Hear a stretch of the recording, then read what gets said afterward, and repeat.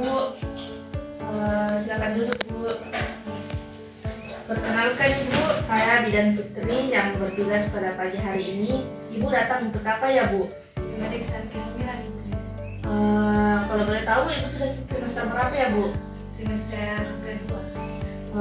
Ibu, saya izin untuk mewawancara Ibu ya untuk kebutuhan data rumah sakit dan pasien ya, Bu. Ibu mohon ikut saya untuk masuk ke ruangan untuk memeriksa pemeriksaan selanjutnya ya, Bu.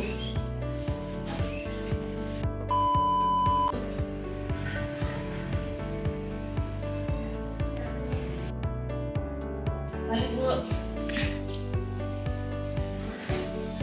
Ini, Ibu, apa ada keluhan lain? Ada Bu, kalau pagi itu muntah-muntah terus, kalau malam itu kayak gelisah begitu. Sakit perut aja sih, Bu? Ya sakit di bagian bawah. Ibu mohon maaf ya, setiap harinya itu Ibu sering mengonsumsi dan meminum makanan seperti apa ya, Bu?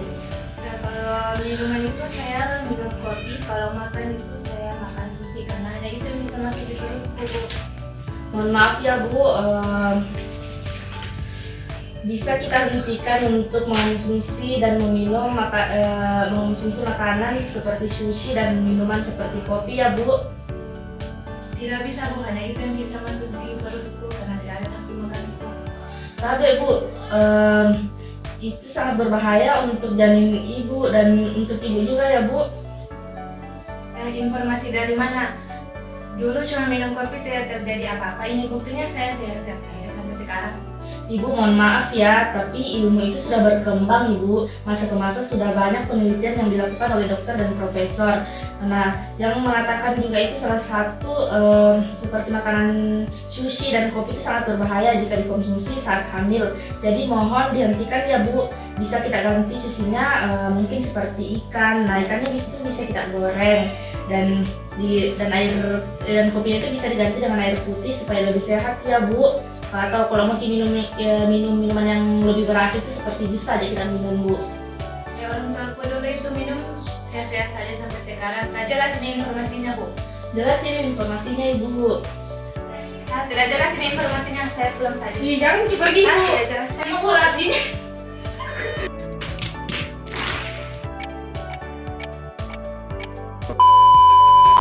Assalamualaikum, permisi. Waalaikumsalam Ibu. Silakan masuk. Mari duduk Ibu. Iya, makasih. Ya.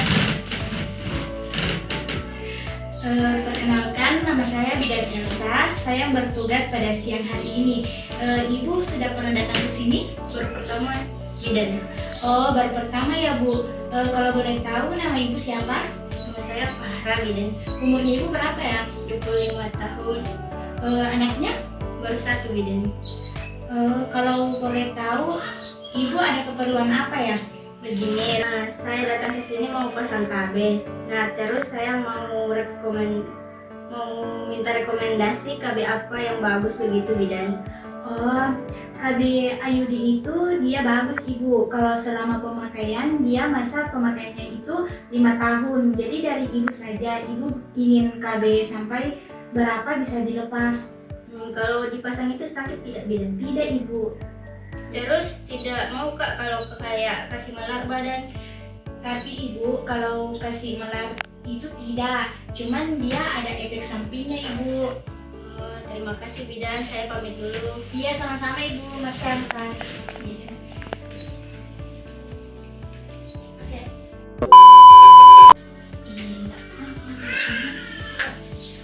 Kenapa Ibu? Kok sepertinya kayak pusing saya lihat? Bidan Aziza dari mana Ki? Oh tadi ada urusan Bu. Kenapa Bu? Tadi saya ketemu sama Bidan Elsa mau minta rekomendasi KB yang mau dipasang itu yang bagus itu apa. Tapi nggak paham, nggak mengerti. Oh, begitu ya Bu. Oke, nanti saya konfirmasi lebih lanjut. Nah, ini Ibu mau pulang? Iya mau. Nah, ya udah Bu, silakan hati-hati. Ya terima kasih ya Bu Aziza. Besok saya informasikan Bu lebih lanjutnya. Iya. Ini Bidan Elsa, tadi saya ditelepon sama Bidan Anissa. Kita disuruh ke ruangannya. Oh iya. Mungkin Bidan Anissa ada yang dia sampaikan ke kita. Ayo kita ke ruangan Bidan Anissa. Assalamualaikum. Waalaikumsalam Bu. Bidan sana. baik, Bidan Elsa. Tadi saya ketemu dengan klien Bidan Elsa di luar. Dia bilang sudah konsultasi dengan Bidan Elsa dan kurang mengerti dengan penjelasannya. Itu kenapa ya, Bidan? Sudah saya jelaskan Ibu Bidan. Mungkin penjelasan saya kurang jelas, tapi tadi saya jelaskan dia iya saja Ibu Bidan. Oh iya saja ya. Mungkin kedepannya Bidan Elsa bisa lebih detail untuk mengedukasi pasien dan lebih hati-hati juga karena setiap pasien beda-beda karakter dan lebih banyak membaca supaya setelahnya dapat mengedukasi pasien yang lebih baik lagi. Iya Ibu Bidan. Nah, untuk Bidan Putri apakah ada masalah? Sebenarnya tidak ada masalah Bu Bidan, cuman tadi ada pasien hamil sudah trimester 2 nih datang, cuman dia itu tidak mau mendengar kisaran begitu Ibu Bidan. Terus pasiennya ini bandel sekali Bu Bidan. Oh, yang kurang mendengar itu ya Bu Bidan. Kita itu bisa lebih mengedukasi lebih lembut lagi dan memberikan solusi terbaik. Ya, kita harus mengerti lah mood-moodnya pasien, kita yang harus mengalah. Pokoknya hidup kita yang lembut untuk mengedukasi pasien. Pokoknya bisa lebih baik lagi. Baik Bu Bidan, saya akan coba ke pasien berikutnya. Terima kasih ya Bu Bidan. Ya, sama-sama buat bidan-bidan, dan itu saja yang ingin saya sampaikan. Saya ingatkan lagi, pokoknya kita bisa sama-sama menjadi yang lebih baik lagi. Terima kasih Bu Bidan. Ya, sama-sama. Kami permisi dulu Bu Bidan. Ya, semangat kerjanya Iya Bu bidan-bidan. Bidan. Halo, jadi setelah kita menyaksikan roleplay yang di sebelah, di sini saya akan menjelaskan sedikit tentang bagaimana itu kepemimpinan dalam kebidanan. Apa itu kepemimpinan dalam kebidanan? Kepemimpinan dalam kebidanan adalah kemampuan seorang bidan atau praktisi kebidanan untuk mempengaruhi, mengarahkan, dan mendukung tim atau individu dalam memberikan pelayanan kesehatan maternal dan neonatal yang efektif dan berkualitas. Adapun aspek penting yang terkait dengan kepemimpinan dalam kebidanan yaitu yang pertama, definisi kepemimpinan dalam kebidanan. Kepemimpinan dalam kebidanan mencakup kemampuan bidan untuk memimpin dalam praktik klinis, pendidikan, serta advokasi kebijakan kesehatan bidan tidak hanya bertanggung jawab untuk merawat pasien tetapi juga memimpin dan mendukung rekan sejawat serta berperan dalam pengembangan standar praktik kebidanan. Yang kedua, ada peran dan tanggung jawab pemimpin dalam kebidanan. Nah, pengambilan keputusan klinis, bidan harus mampu membuat keputusan yang tepat dan cepat dalam situasi kritis untuk keselamatan ibu dan bayi. Yang ketiga, gaya kepemimpinan dalam kebidanan.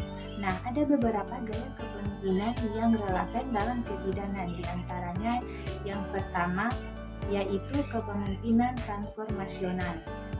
Jadi gaya kepemimpinan yang ini mendorong inovasi dan perubahan positif melalui motivasi, inspirasi, dan memberikan contoh. Bidan yang melibatkan gaya ini sering memotivasi timnya untuk berkomitmen terhadap visi dan tujuan bersama. Kemudian ada kepemimpinan demokratis. Nah, gaya ini melibatkan anggota tim dalam pengambilan keputusan dan mendorong partisipasi semua pihak pemimpin. Ini menghargai masukan dari anggota tim dan berusaha membangun konsensus. Kemudian ada kepemimpinan autokratis, yaitu pemimpin yang tegas dan membuat keputusan tanpa banyak melibatkan anggotanya. Gaya ini dapat bermanfaat dalam situasi darurat di mana keputusan cepat sangat diperlukan. Nah, kemudian ada gaya kepemimpinan situasional, yaitu memilih gaya kepemimpinan berdasarkan situasi yang dihadapi. Kadang-kadang bidan perlu menjadi pemimpin yang lebih demokratis atau lebih autokratis, tergantung pada konteks klinis atau tim. Yang keempat, ada kompetensi kepemimpinan dalam kebidanan. Yang pertama, komunikasi efektif. Bidan harus memiliki kemampuan komunikasi yang baik untuk memberikan instruksi, mendengarkan, dan memberikan umpan balik yang konstruktif. Yang kedua, manajemen konflik.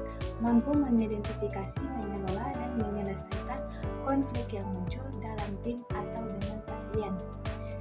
ketiga, pengembalian keputusan berbasis bukti, menggunakan bukti ilmiah dan data terbaru dalam membuat keputusan klinik untuk meningkatkan hasil perawatan pasien.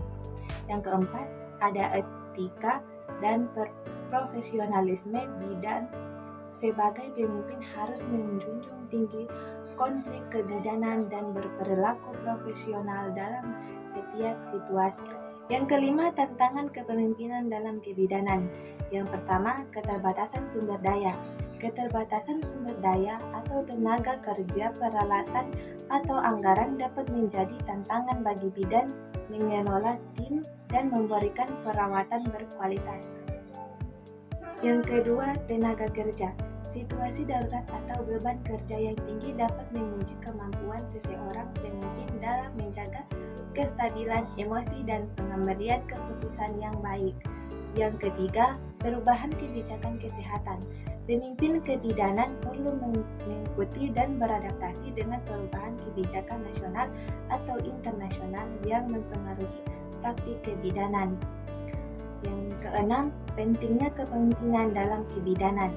Yang pertama, kepemimpinan dalam kebidanan penting untuk memastikan pelayanan maternal dan neonatal yang aman dan berkualitas, penting meningkatkan kesejahteraan dan hasil kesehatan bagi ibu dan bayi, pengembangan profesional yang berkelanjutan bagi tim kebidanan, dan adaptasi terhadap perubahan kebijakan, kesehatan, teknologi, dan praktik klinis.